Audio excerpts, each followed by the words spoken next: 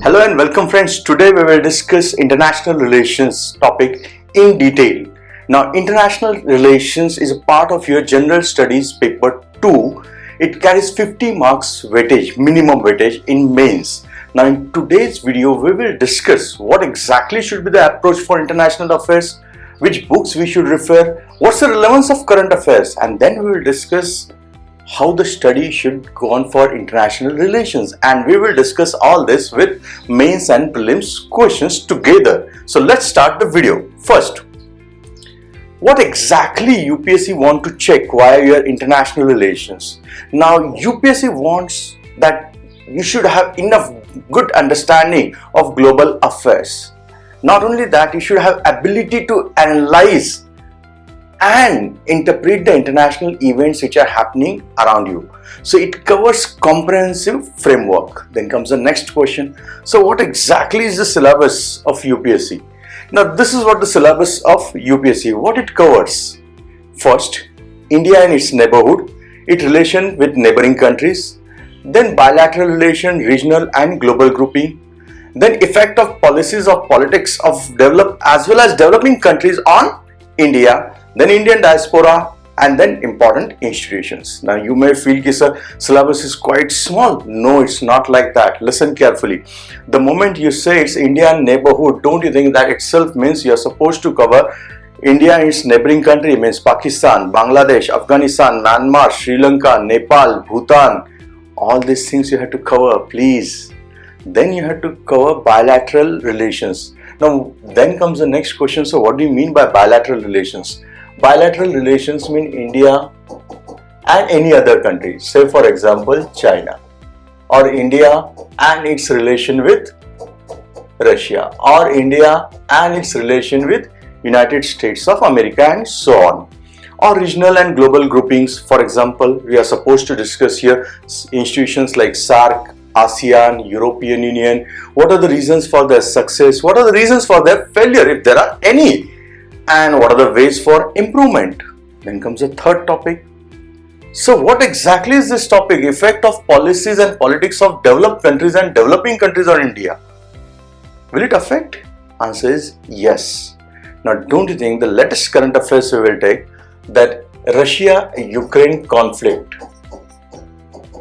don't you think it affects India also? It affects. The conflict is going on between Russia and Ukraine, but it is affecting the relationship between India and USA. So there's every possibility in the exam they may ask you question, discuss India-USA relationship in recent past in context with Russia-Ukraine war.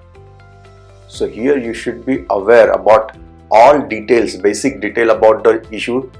Then you should be aware about the events, policies or politics played by any of the country and how it will impact India.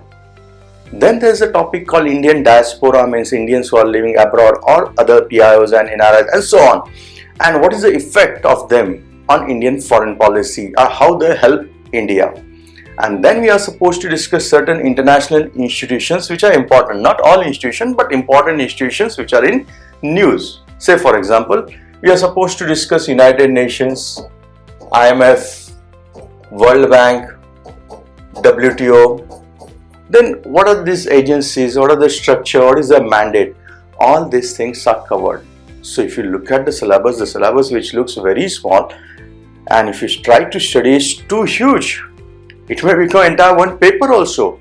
So in that case, question comes in everyone's mind. So what should be the strategy? What should be the approach so that I can score very well? And what are the books we should refer? Let us start one by one. Now there are many books which are available for international relations, and most of the books are really very good. For example, there is a book for Shashi Tharoor, Pax Indica, Indian Foreign Policy by Sumit Ganguly. Then Rajiv Sikri book is there. Then if you want to have basics of international relations, then Andrew Favor's book is there, Harsh Pant book is there, C. Raja Mohan's article, Suhasini Haidar's article. There are so many things out there, and that is the issue. Why? Because there's tremendous good material available. Then comes the next question, so which one we should read? Because for UPSC we have to cover all this thing within a limited time. And most important, sir, when we see the paper, questions are mostly current affairs related. Yes, and that's the reason the approach should be little bit different. Now what should be the approach? Your approach should be in such a manner that you should cover traditional plus current affairs, so that if any type of question comes in exam, you should not have any problem. Now traditional things you can cover in your books, and what about current affairs then? So from where I am supposed to cover the current affairs? Now for current affairs you can read Hindu, Indian Express, their editorials, और IDSA Defense Institute की जो website है या फिर MEA Ministry of External Affairs website, those things you can follow. And most important reason, there's too much relevance of maps. So if you can understand map well, international relations questions you can answer very well. And please remember, when you are writing answers in the mains, wherever possible, I repeat, wherever possible, draw maps. It will give you better marks, but accurate maps. And third, you should practice answer writing, because your knowledge will be tested via answer writing for mains, and for prelims it is practice of MCQ. And most important for all this thing, don't you think you'll have to do revision? That itself means practice and revision are the most important key for UPSC, to crack UPSC, whether it is prelims, mains or interview. Then comes the next question. Sir, can we discuss this with any example? Let us discuss this with example.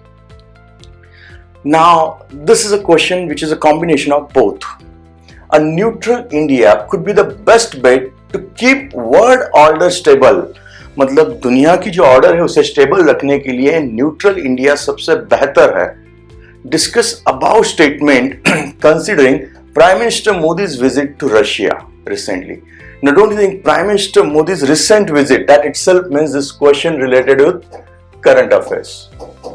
But at the same time, I am saying that neutral India could be best bet for world order to stable. That itself means, is there any issue? Yes. Don't you think right now there is an issue going on between Russia versus Ukraine? The war is going on for more than 2 years now. Now, India enjoying good relation. Now, listen carefully here. India is enjoying good relation with USA, and USA is the one which is helping Ukraine, and India is having good relation with Russia also. So don't you think India is in a better position to act as a neutral candidate to keep the world order stable? Because it's very difficult to say that USA will blindly trust Russia or vice versa, Russia will trust USA. Then you may say, sir, China is also there, and China-Russia enjoys good relation. Agreed. But do you think China and USA are enjoying good relation? Answer is no, at least not now.